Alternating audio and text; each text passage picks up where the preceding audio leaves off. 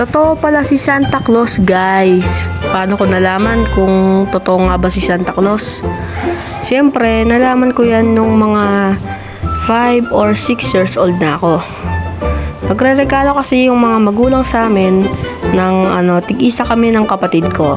Pangalan nga niya pala ay James. Tig-isa kami ng regalo nung bata pa kami. Mga laruan yung karaniwang regalo sa amin.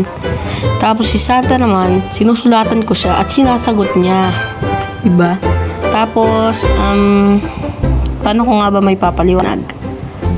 Sinasagot ni Santa. Minsan naman, hapon siya sumasagot. May naalala nga ako nung time na yun, nung dati, nung bata pa ako.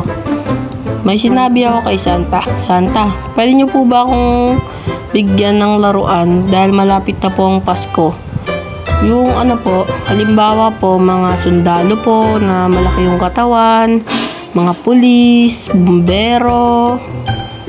Tapos, matagal siyang hindi sumagot nun. At, 2 araw lang yata siya di sumagot. Tapos, nung kinabukasan, sumagot na siya. Sabi niya, ho ho ho. Sorry, Jiro. Ito lang ang aking kayang ibigay sa'yo. Merry Christmas and advance Happy New Year. Diba? Ang galing, diba? Akala ko, nakapaglaro kasi yung pinsan namin sa amin dati. Ibig sabihin, akala ko, totoo. Akala ko, naiwan ng mga kaibigan namin doon yung laruan nila. Yun pala, galing pala kay Santa Claus yun. Okay, alright. Siguro dahil walang tao doon sa kwarto namin kasi nandito kami sa may bahay ng lola ko. Dahil walang bahay doon,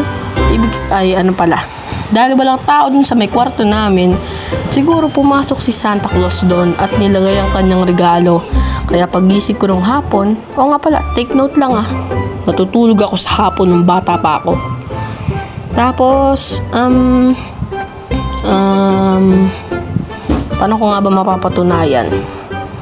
Di ba binibigyan nga kami ng tig-isang regalo ng mga magulang namin. At meron yung mga love letter. Yung sinasabi nila na mahal namin kayo. Basta ganun. Tapos naman, nagre-regalo din si Santa Claus ng tigi-tigisa sa amin. Hindi yun nakakapagtaka kasi nakakapagtaka naman kung 2 yung magiging regalo ng mga magulang namin, di ba? Ibig kong sabihin, totoo talaga si Santa Claus. Kasi, tig-isa lang naman kami talaga ng binilhan namin laruan sa kanila eh. Tig-isa lang yung binili sa amin na laruan ng mga magulang namin. Pero, meron yung Santa Claus. Kaya binigyan, 4 bali yung regalo namin. Tig-2 kami. Okay, bye-bye. Time na nga pala para sabit yung medyas nyo mga bata. Susulatan ko na rin si Santa eh.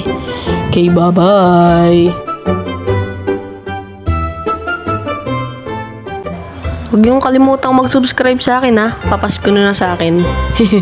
Papasko nyo sa akin yun Okay, bye-bye. Please subscribe, like, and share. Dahil malapit nang magpasko. Siyempre, meron dyang mga ngaruling tuwing gabi. Wala pa sa amin nangangaruling ngayon, pero siguro pag tumagal, meron na rin. Okay, bye-bye. Bibidyo ko sila habang nangangaruling sila. Tapos bablog ko at i-content natin sa YouTube. Gusto nyo ba yun?